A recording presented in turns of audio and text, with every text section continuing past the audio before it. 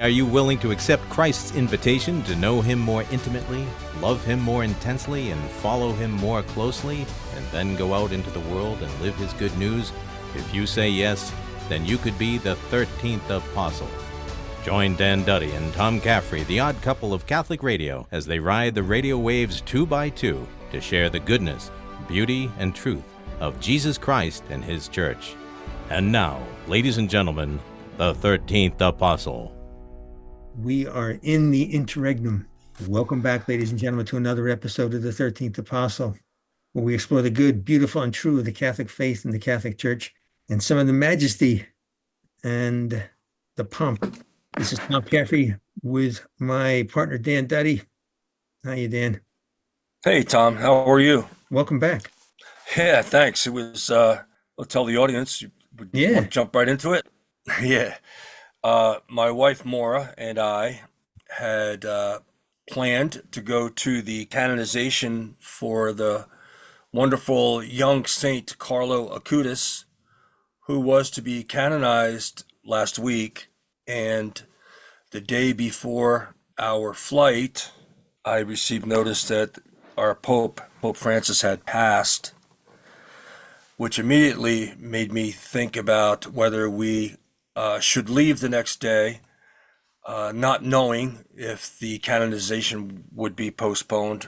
But in my heart of hearts, I figured it would be postponed. And it didn't take long to find out that it was postponed to a later date to be announced.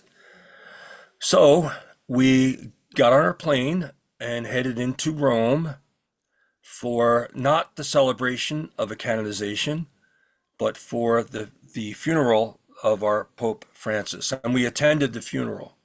So it was a whole different ball game. But with that being said, as it happened to us as late as it did, his passing doesn't happen to all of us, but as late as it did to us, being that we had plans for the canonization, so many people were at the funeral who were in the same shoes. They were there for what was to be a canonization. With that was just a whole lot of youth, high school aged youth from all over the world. And of course, America. And the funeral was just packed with this youthful energy that otherwise just would not have happened. And it would have been two different ball games with regards to the vibe, the culture, the feeling there. As solemn as it was something very, very spiritually hopeful about the youth having witnessed this totality of the Catholic Church at St. Peter's. And my wife Maura and I, sat back and we said, wonder if God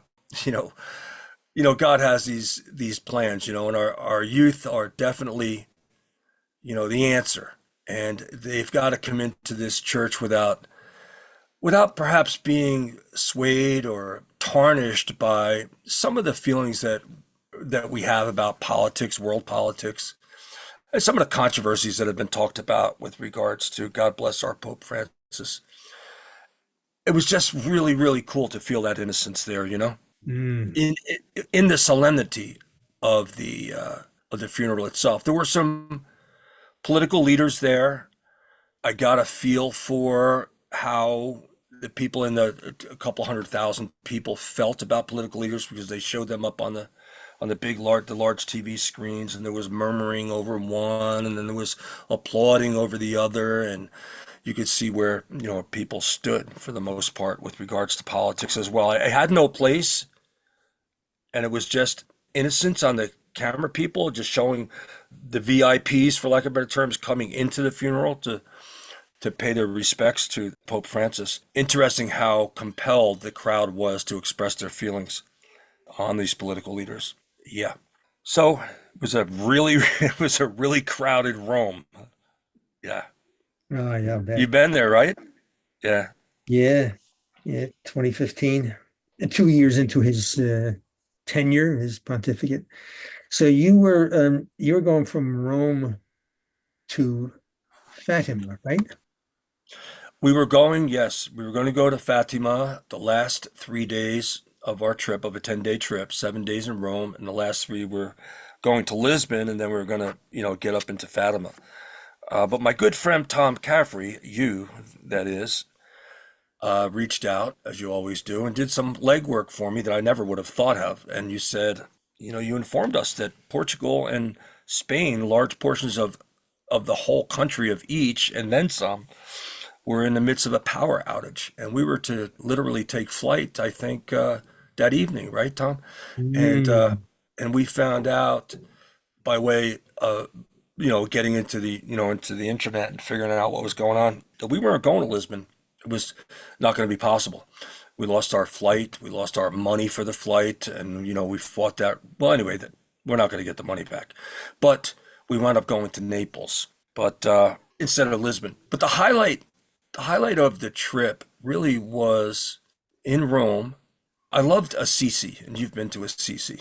And we had a wonderful guide, a personal friend, a Salt priest, who is over there, and he really took care of us, and we hustled, man. We got some steps in big time. But after Assisi, which was, I can spend a whole episode on Assisi, as you can. The day after, we went across the Tiber River in Rome to a neighborhood on the other side, across from St. Peter's, across the Tiber. And an incredibly large neighborhood. We visited 26 churches, basilicas in that neighborhood. Around every corner, there was a church that's nicer than any church in Monmouth and Ocean County here in New Jersey. Around every corner, with a tomb of some beloved saint there. The history is absolutely astronomical, and it's mind-blowing. And you've been there. My wife, Maura, has been there, this being her second time. I was just so amazed by it. Rome is something you have to do more than once. But around the churches, there was a hustle and bustle and a dismissal of the churches. It was very few people in those churches visiting and hitting their knees, but around the neighborhood, it was elbow to elbow. And that was a little bit disheartening, and I think it was pretty much symbolic of maybe what's happening in our church today. And but a powerful spiritual experience. Yeah, I know what you mean. That with all the churches, it seems like there's one in every street corner. Gorgeous, ancient, and empty. They're much more museum than they are church. I would total confidence in that, saying that the typical parish church in, as you said, Monmouth and Ocean County, New Jersey, has more people attending its liturgy than those gorgeous churches over in Rome. It's frustrating. It is. I think you're right that is emblematic. We won't go down that road. It is symbolic, though, of the problem. So you're at the funeral. It's the wheels are already in motion to prepare for the next conclave. No, and so it's a combination of mourning, and it's also anticipation. Who's it going to be? I believe gambling on the Pope is illegal in Italy. Pretty sure I heard that yesterday on a podcast. So, but if you're watching news, and certainly if you're watching Catholic news, there's no shortage of stories about who the papabili are, who the possibilities are, the candidates. But I thought it would be interesting to do a little look back, with different conclaves from going back to John the 23rd. The election of Angelo Roncalli, and he was elected on the 11th ballot, and he was a compromise candidate. They just finished with Pius the 12th, and he was charismatic, a dominant figure, and so they were looking at a more pastoral. It's always interesting to see the way the church moves. What's the rhythm? What are they trying? They're trying to feel for this rhythm. Where should we go with the faithful? Where's the Holy Spirit telling us to go? And are we hearing, sensing, perceiving that spirit as to which man are we going to elect to this this office. And, Hmm. so, I mean, and they elected him thinking that he was going to be, he was going to have a brief pontificate because he was 77 years old and he was way past the life expectancy back in 1958. So little did they know what was in store for them, the church and the world, 4 years later with Vatican Council II. And it's interesting, they had some false starts with the smoke, and it wasn't quite to the science the way it is today. And so on a few times it started out as white, and then all of a sudden, people getting excited, and then it turned to black. So, but there's now, I mean, it's definite chemical formula for black smoke, for white smoke. They got two burning chambers. One you got to throw the cardinals are throwing the ballots in that one, and the other one is for the election. And so then you got Pope Paul VI, or Giovanni Montini. He was elected on the fifth ballot, and his was the last papal coronation to date. Although, if you remember the black and white photos where you've got the men carrying the Pope on I can't think of the word now, but anyway, it's like they did with the king and the queen. So there was a lot of controversy with Pope Paul the Sixth. Well, before he became Pope Paul the Sixth, in that running, because there were delays and people were trying to sabotage him, and there was huge temper flare-ups and whatnot, big arguments, anti-Italian protest votes, and then you've got Albino Luciani as the ill-fated John Paul I, the Pope of the Smile. But obviously, we know is most memorable for the brevity of his pontificate. The interesting, he's probably the most mysterious, at least the one I know of, because his pontificate lasted 33 days. It's kind of like, okay, 33 days for him, 33 years for Jesus. He It's he interesting. he had told colleagues that he would refuse if he were elected. Ultimately, then obviously he didn't. Um, and then one of his colleagues and friends predicted the results, and John Paul I said, "You were a prophet, but my reign will be a short one." And then when he was told, he's to another colleague, he said, "May God forgive you for what you have done."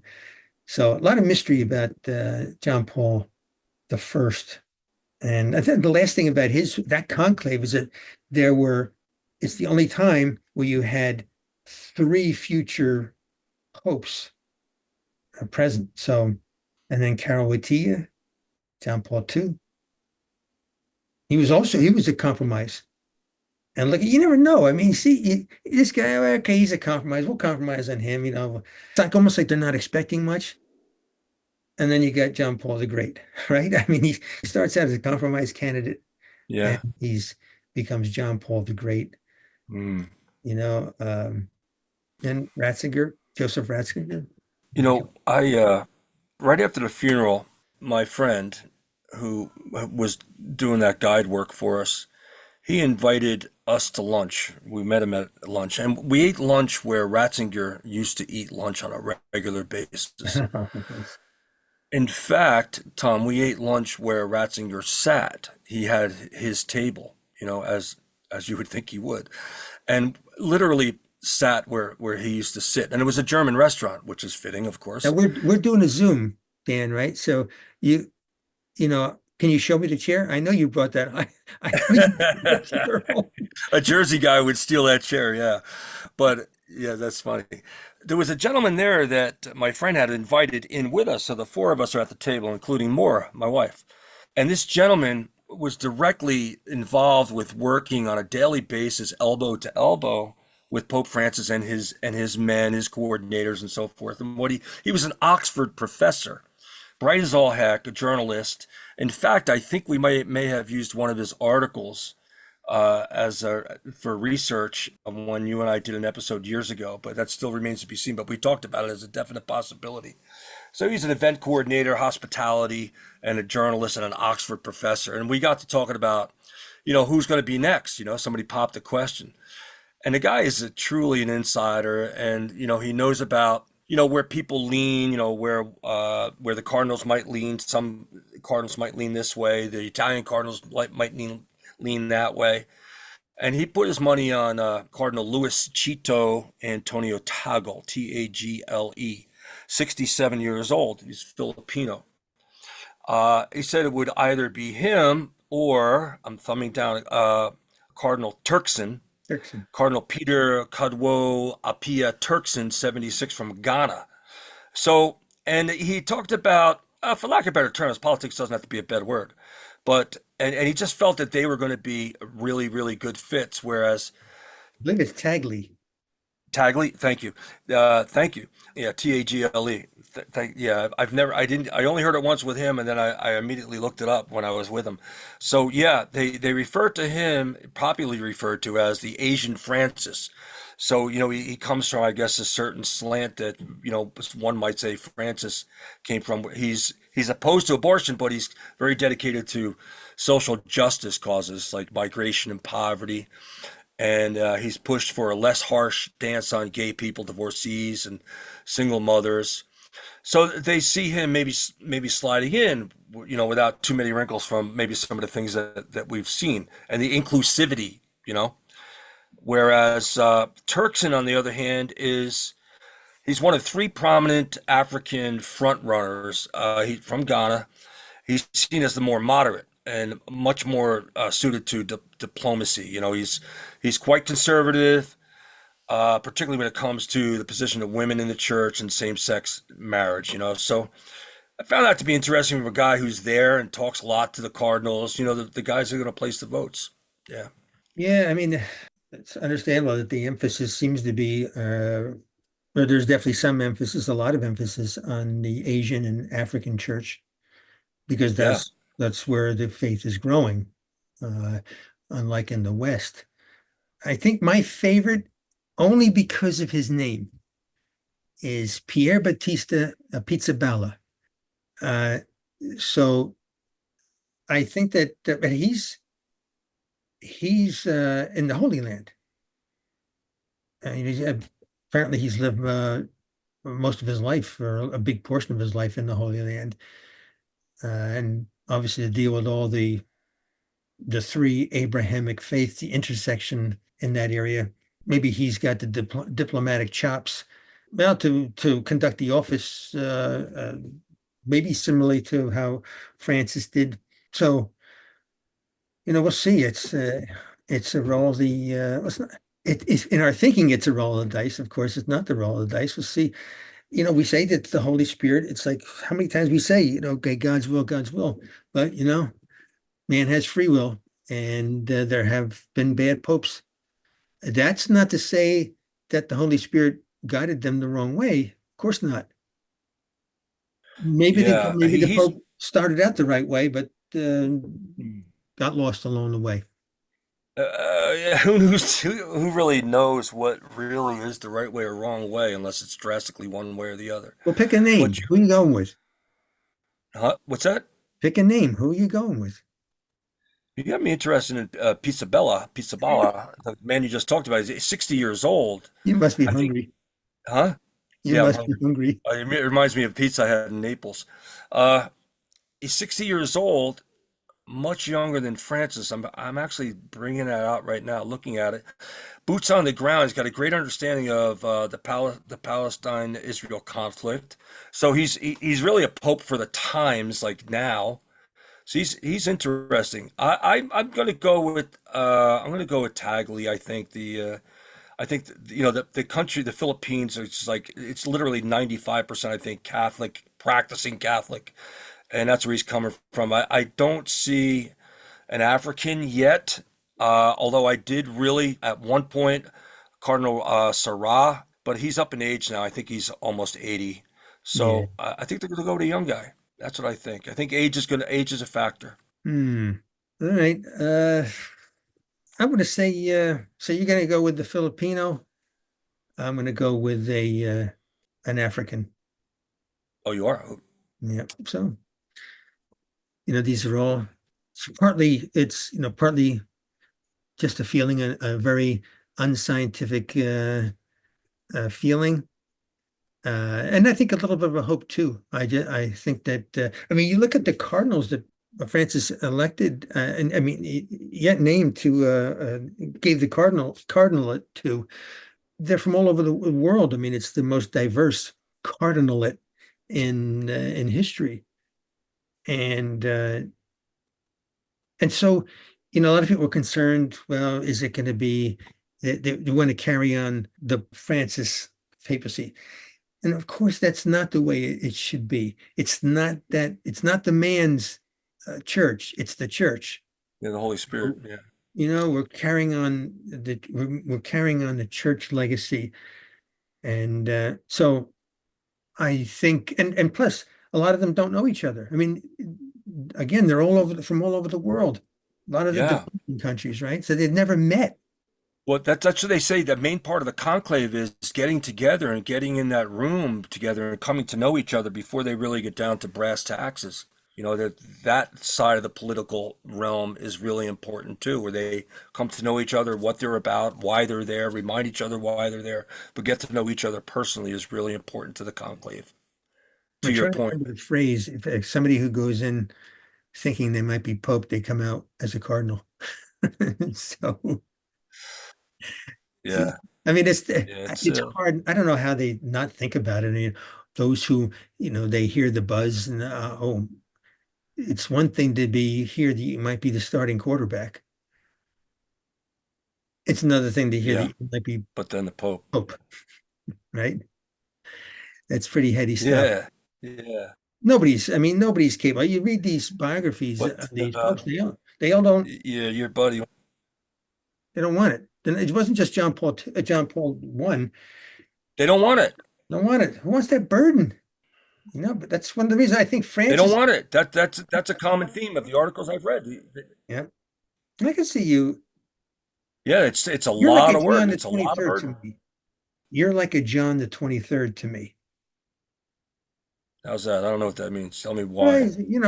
a man of the people.